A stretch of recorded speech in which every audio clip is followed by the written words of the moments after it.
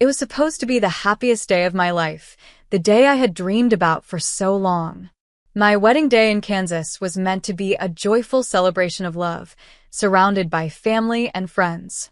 But instead, it turned into a nightmare that broke my heart and left me questioning everything I believed in. The ceremony itself was beautiful. The music played softly in the background, the flowers were perfectly arranged, and the guests were all smiling. I looked around the room, feeling a rush of excitement and anticipation. Logan and I had spent months planning every detail, and I couldn't wait to start our new life together. Everything seemed perfect until it wasn't. As the evening went on, things began to unravel. It started when Logan's mother, Mrs. Owen, approached me. She was a stern woman in her late 50s with an air of authority that often intimidated everyone around her. With a serious expression on her face, she called my name. "Kendra," she said, her voice cold and filled with disapproval. "I need to speak with you." I followed her to a quieter corner of the venue, hoping it was just a minor issue that could be easily resolved. But as soon as we were alone, her anger spilled out. Her face was red, and her voice was sharp. "You've been incredibly disrespectful today," she said, glaring at me. "You've embarrassed me in front of everyone here." I was stunned. I had been nothing but polite and careful all day. "What are you talking about?" I asked, trying to stay calm, even though my heart was racing. She didn't give me a chance to explain. "Don't play innocent," she snapped. "You think you can join this family and do whatever you like? You're a disgrace." Her words hit me like a punch to the stomach. I couldn't believe what I was hearing. Just as I was trying to gather myself, Logan walked over. He must have noticed the tension from across the room. He looked at both of us, his face unreadable. "What's going on here?" he asked, his tone sharp and curious. But the way he asked made it seem like he already suspected something. "Kendra has been disrespectful," Mrs. Owen said, raising her voice for others to hear. "She's ruined the day for everyone." I couldn't believe what was happening. Before I could defend myself, Logan turned to me, his expression hard and filled with disappointment. "Is this true?" he demanded, his gaze piercing. "Have you been causing trouble?" "No," I said firmly, though my voice wavered with emotion. "I haven't done anything wrong." But instead of believing me, he looked even angrier. In that moment, I felt completely alone, standing between the man I loved and his mother, who seemed determined to destroy everything we had worked so hard to build. What was supposed to be a day of love and joy had turned into a scene of heartbreak and betrayal. I was just trying to enjoy my wedding, but Logan's eyes turned cold.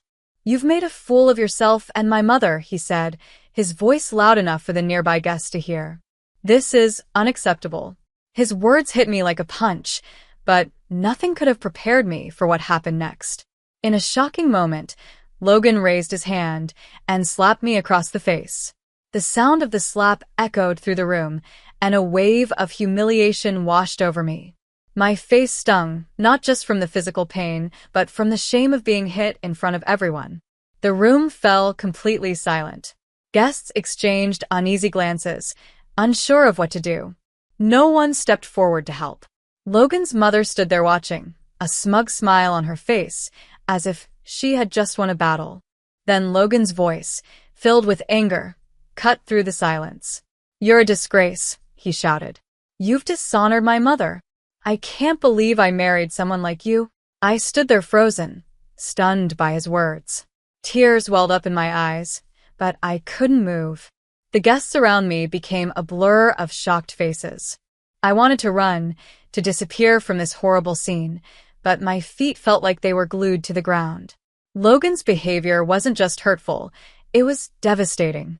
In front of everyone I knew, in what was supposed to be the happiest moment of my life, my dignity was ripped away. As the guests slowly began murmuring and awkwardly resuming their conversations, I felt the weight of their judgment. The laughter and music from the reception seemed to mock my misery. Finally, I couldn't take it anymore. I excused myself from the reception and found a quiet corner at the back of the venue, far from prying eyes. Tears streamed down my face as I tried to make sense of what had just happened. I had dreamed of this day as a fairy tale, a celebration of love and happiness. Instead, it had turned into a nightmare. Sitting there alone, I realized something painful but important. The marriage I had hoped would bring me joy and security was already revealing itself to be something toxic and harmful. Logan's actions and his mother's clear satisfaction in my humiliation weren't just a moment of anger. They were signs of a deeper, darker reality that I hadn't fully seen before. As I wiped my tears and looked at my reflection in the dim light, a quiet determination began to grow within me. I couldn't let this moment define me. I couldn't let their cruelty break me. I made a silent promise to myself. I would not stay silent, and I would not remain a victim. No matter how hard it might be, I would fight for my dignity and for the truth. The wedding, once a symbol of a new beginning, had become something else entirely. It was now a turning point in my life.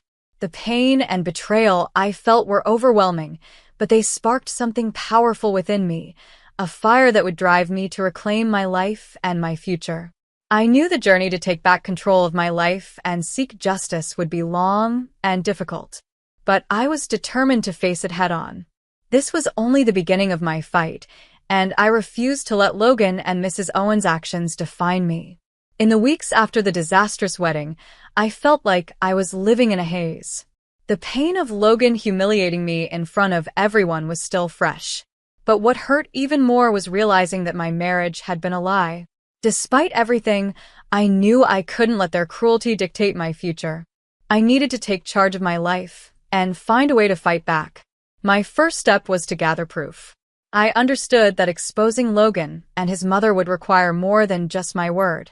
I needed solid evidence of the emotional and financial abuse I had suffered. That's when I decided to hire a private investigator named Kyle Bernier. He was known for being discreet and effective. After reaching out to him, we had a brief meeting, and he agreed to take my case. Maxime Bernier was a calm and thoughtful man in his mid-50s, with sharp instincts. He listened carefully as I shared the events of my wedding and described the ongoing abuse. "This must be very hard for you," he said gently. "But if you're willing to work with me, we can uncover the truth." I nodded, feeling a spark of hope. "I'll do whatever it takes," I replied. "I just want the truth to come out." With his help, I began recording my conversations with Logan and Mrs. Owen. It wasn't easy. Carrying a small recorder in my purse felt strange and stressful, but I knew it was necessary. I needed undeniable proof of how manipulative and cruel they were. It didn't take long to capture the evidence. One evening, Logan and I had a heated argument during dinner. As I recorded the conversation, I felt a mix of dread and determination. Logan's voice was full of anger. "You're so useless," he spat. "Why can't you ever do anything right?" Trying to stay calm, I replied, "I'm doing my best. Why are you always so critical?" His response was cold and cruel. "Your best isn't good enough. You're a burden on me and my mother, and everyone knows it." Listening to his words later made me realize how deeply their abuse ran. It wasn't just about what happened at the wedding, it was a long-standing pattern of emotional cruelty. With each recording, I pieced together a clearer picture of their behavior, strengthening my resolve to expose them.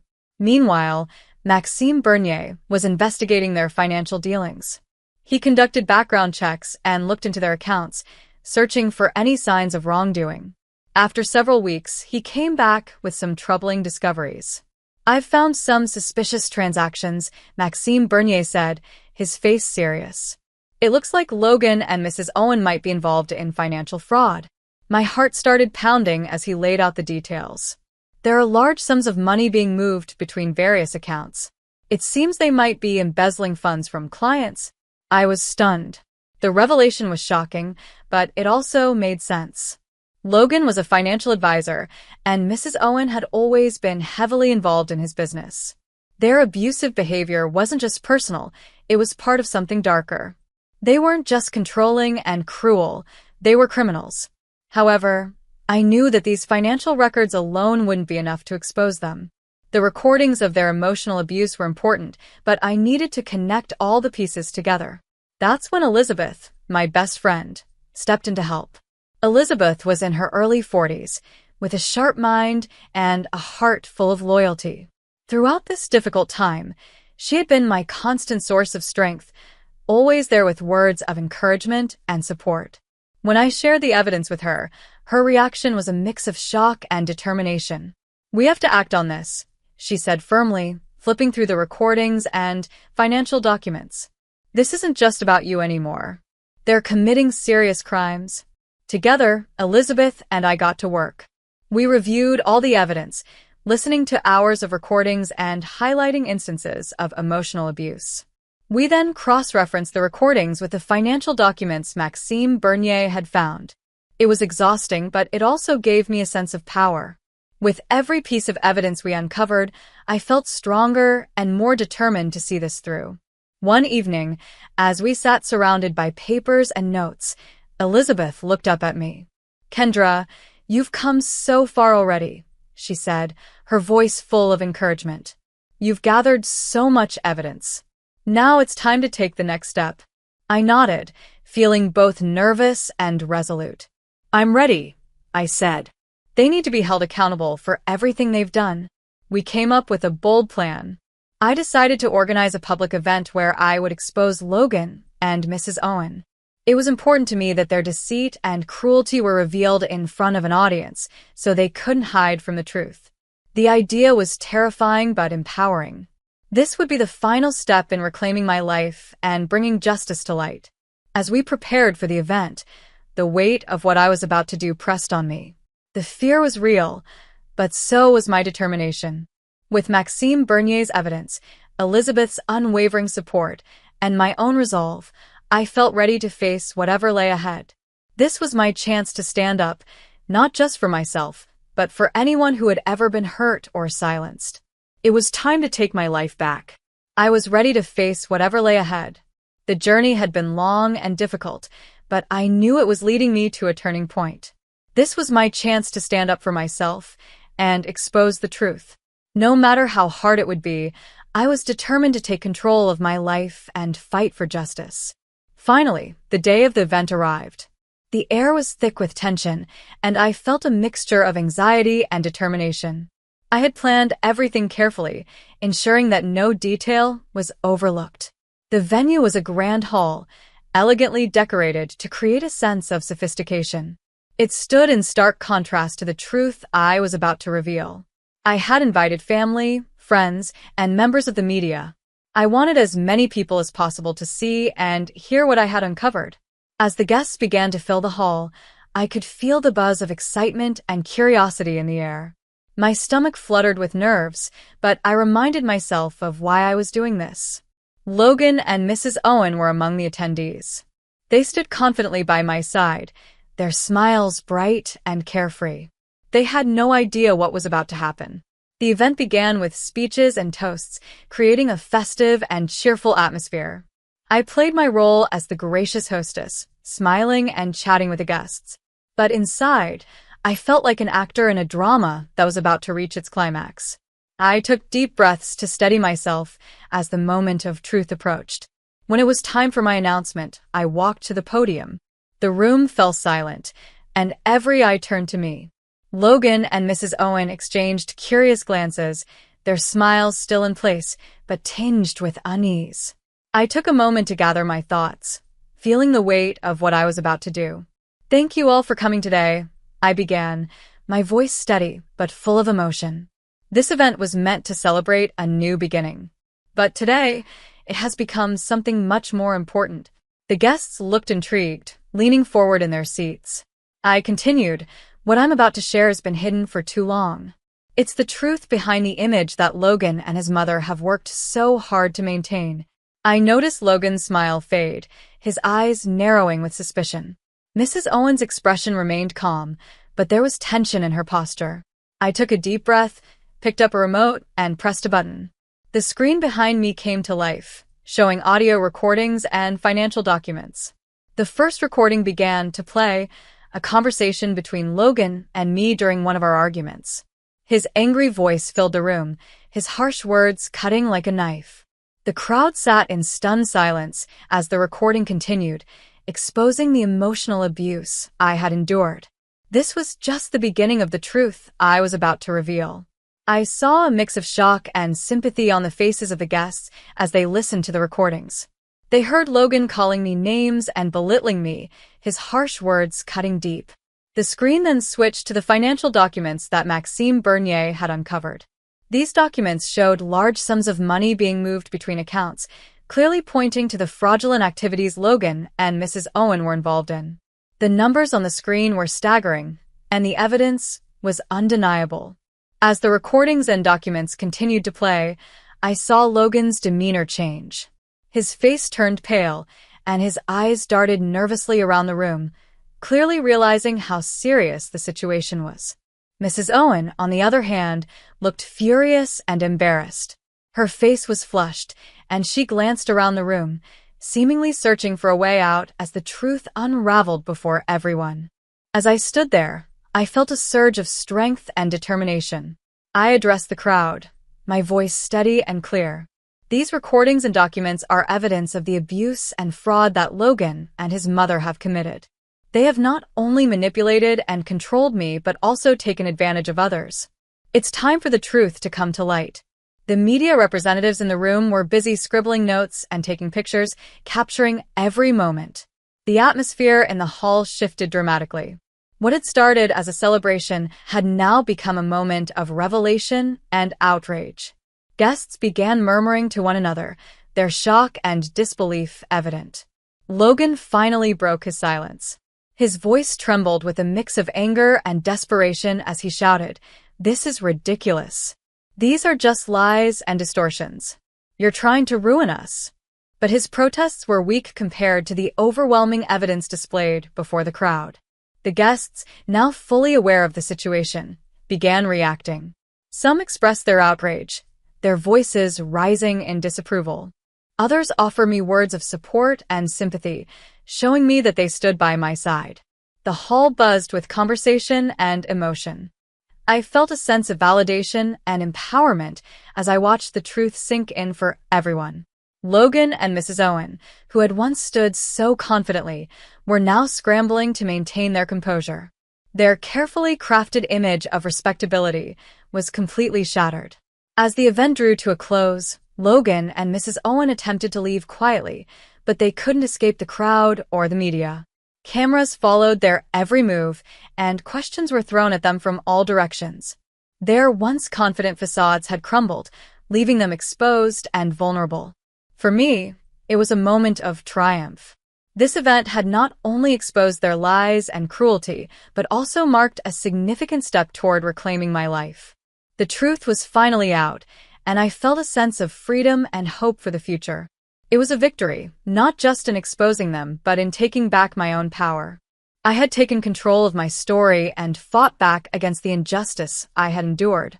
As I looked at the stunned faces around me and the flurry of activity in the room, I felt a mix of relief and determination. The truth was finally out, but I knew my journey was far from over. In the days after the event, everything felt like a whirlwind. The truth about Logan and Mrs. Owen spread quickly, and the fallout was enormous. Media coverage was relentless, and the public reacted with both outrage at their actions and support for me. People began to see me as a symbol of resilience and justice, but I understood that my real fight had just begun. As weeks passed, the media continued to dig into Logan and Mrs. Owen's lives. Their fraudulent activities were scrutinized, and investigations began to unravel the full extent of their financial crimes. The once confident duo now faced legal battles that could strip them of their wealth and reputations. While the spotlight remained on them, I had my own work to do. I needed to make sure the justice I sought was served. With the help of my lawyer, who had been by my side through everything, we prepared a strong case. We carefully organized all the evidence we had collected, the recordings, financial documents, and testimonies, into a solid legal argument. When the trial began, I was nervous but determined. The courtroom was an intimidating place, but I faced it with courage. Taking the stand to testify about the abuse and fraud was one of the hardest things I had ever done. Reliving those painful moments was emotionally draining, but I reminded myself that I was doing this for my future, for my freedom. Logan and Mrs. Owen tried to defend themselves, but their arguments were weak. They attempted to discredit me and dismiss the recordings, but it didn't work. The financial documents clearly showed the extent of their wrongdoing, and the recordings highlighted their emotional cruelty. Their credibility fell apart as the truth was laid bare. The trial reached its peak when the judge announced the verdict. Logan was found guilty of financial fraud and ordered to repay the victims he had stolen from. Mrs. Owen also faced legal consequences, including fines and a damaged reputation. The judge acknowledged the emotional abuse I had suffered and granted me a divorce. As I walked out of the courtroom that day, I felt a weight lift off my shoulders. Justice had been served. The pain and humiliation I had endured were now part of the past. While there was still healing to do, I knew this was a new beginning. I had reclaimed my life, stood up for myself, and shown that no one could silence me.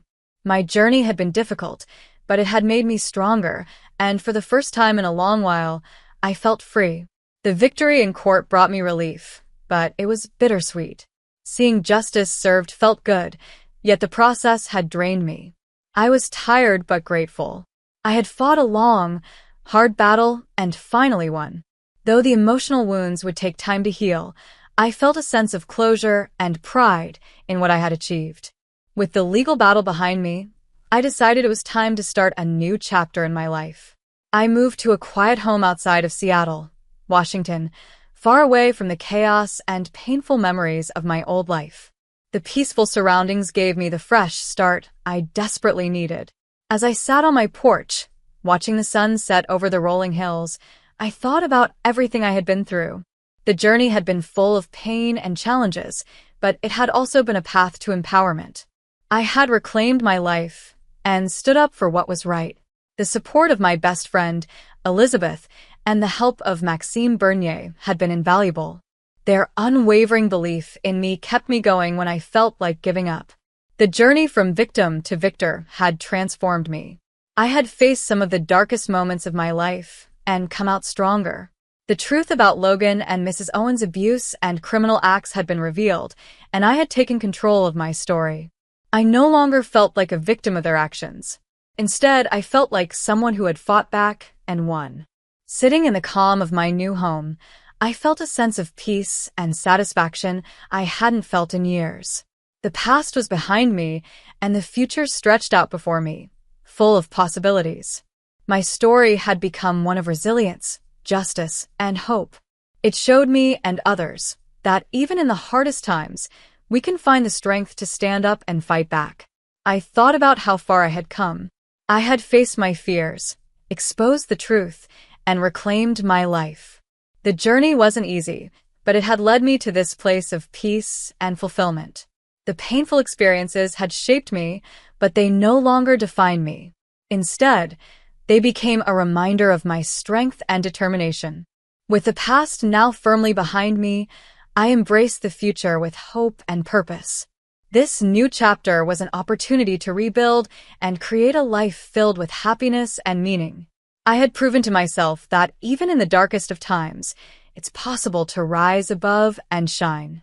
As I looked out over the peaceful hills, I felt a deep sense of gratitude. I had fought for justice, found my strength, and reclaimed my life. Now, I was ready to move forward and live fully, leaving the pain of the past behind.